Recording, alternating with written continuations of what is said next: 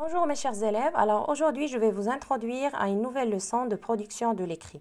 Aujourd'hui on va apprendre comment écrire un texte informatif, ça veut dire un texte qui contient des informations, un texte qui donne des informations, un texte pour informer sur un objet.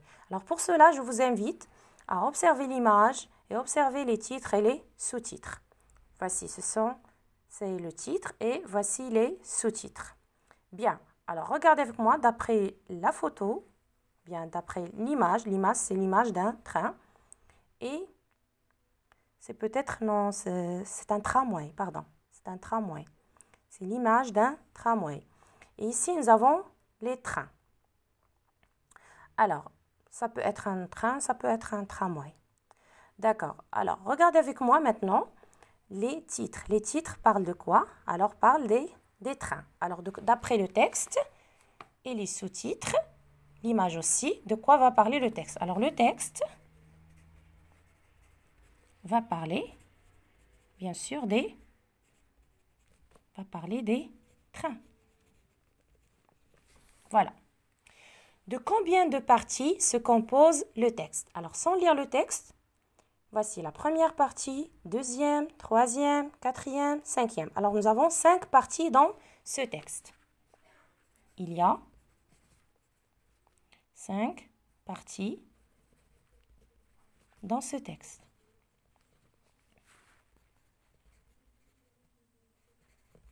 D'accord. Par quel mot commence l'introduction? Alors, et par quel mot commence la conclusion? Alors, regardez avec moi. Voici l'introduction. L'introduction, c'est la première partie d'un texte. Et la conclusion, c'est la dernière partie d'un texte. Alors, par quoi commence l'introduction et par quoi commence la conclusion? Regardez avec moi. L'introduction commence par « pour se déplacer ». Et la conclusion commence par « les trains facilitent le déplacement ». D'accord? Alors, on va écrire la réponse. Alors, l'introduction,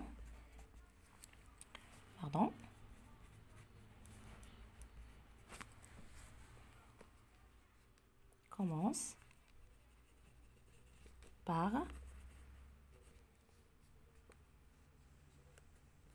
des petites guillemets pour se déplacer. Voilà. Je ferme les guillemets. Alors, pour se déplacer. Par contre, la conclusion commence par, j'ouvre les guillemets, les trains facilitent le déplacement. J'ai pas de place pour écrire toute la phrase. Les déplacements à l'intérieur des pays. Voilà, la première phrase de la conclusion. Je ferme. D'accord? Maintenant, Maintenant, on va parler de la forme du texte. Lis le titre du texte. Je répète, lis le titre du texte. Je vais lire le titre du texte. Le titre du texte, c'est « Les trains ». Combien y a-t-il de sous-titres? Alors, je vais vous écrire la réponse. Alors, le titre, c'est « Les trains ».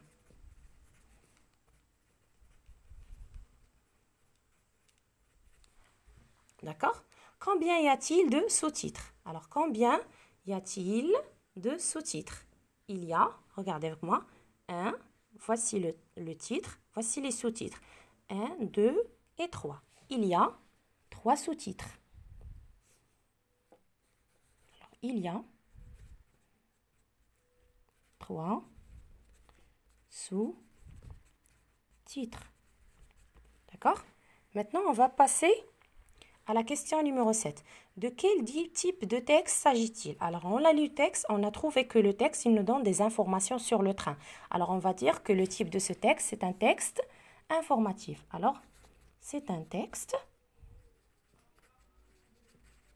informatif. Qu'est-ce qui le montre? Ce qui le montre, c'est le nombre d'informations dans le texte. Aussi, il y a l'utilisation des verbes au présent. Alors, le présent des verbes, ce qui le montre,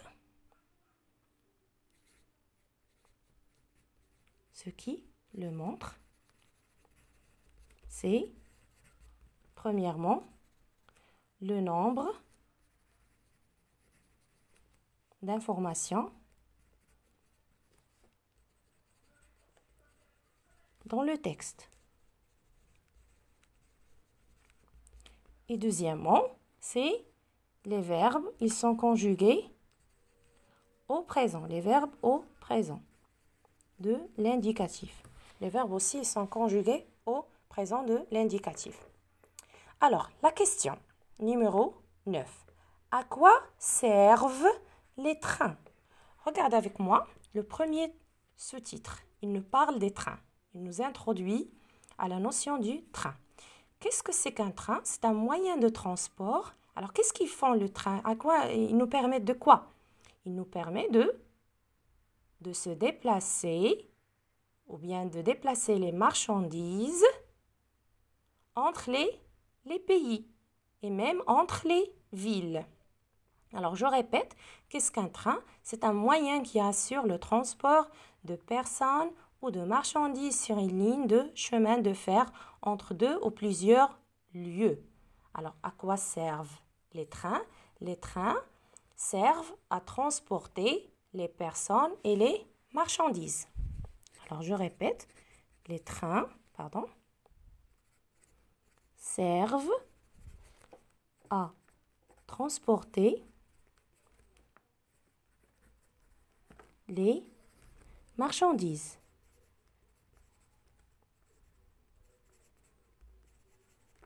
Et les personnes, bien sûr.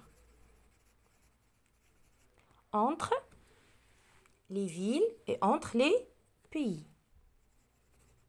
Entre les villes et entre les pays. D'accord? Maintenant, on va passer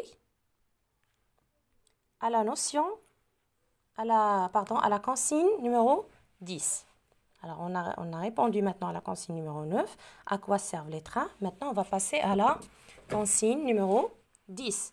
La question, c'est quels sont les moyens de transport utilisés en ville? Alors, toujours, on revient à la première partie du texte, la deuxième partie, du texte, sous le sous-titre « Qu'est-ce qu'un train ?» Alors, qu'est-ce qu'ils ont dit? À l'intérieur d'une ville, on utilise le métro ou bien le tramway. Alors, les moyens de transport utilisés en ville, ce sont les tramways, ce sont les métros, ce sont aussi les voitures, ce sont les vélos, nous avons aussi les motos. Tout ça, ce sont des moyens de transport. Vous pouvez écrire ce que vous voulez, d'accord? Alors, les moyens de transport utilisés en ville, ce sont les tramways. D'accord? Il y a aussi les métros. Il y a aussi quoi? Nous avons aussi, on a dit les motos, les voitures personnelles, les voitures, les vélos. Tout ça sont des moyens de transport.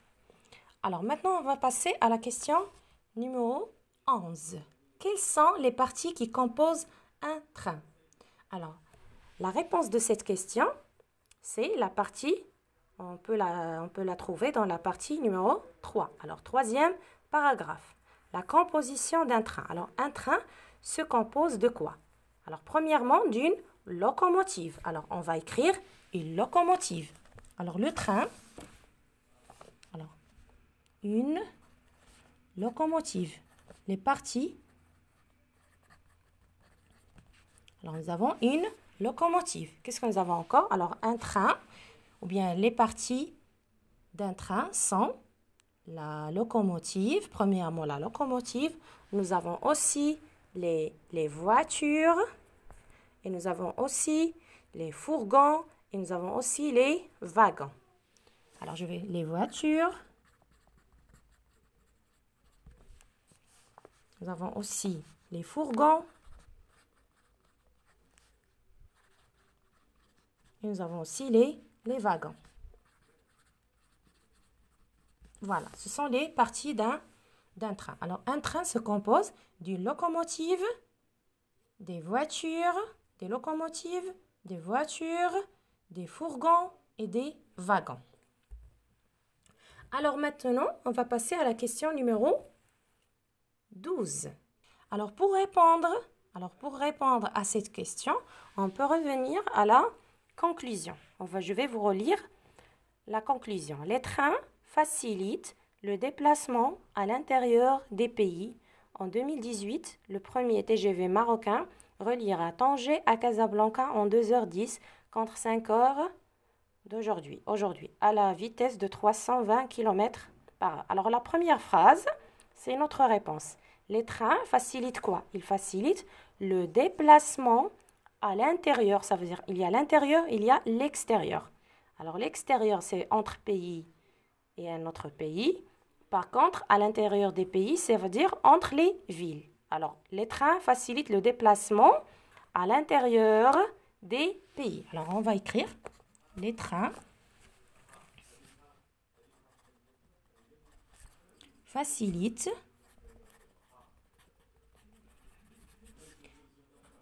les déplacements entre les villes. Ça veut dire à l'intérieur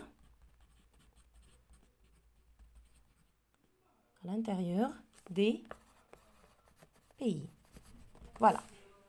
Alors, les trains facilitent le déplacement à l'intérieur des pays.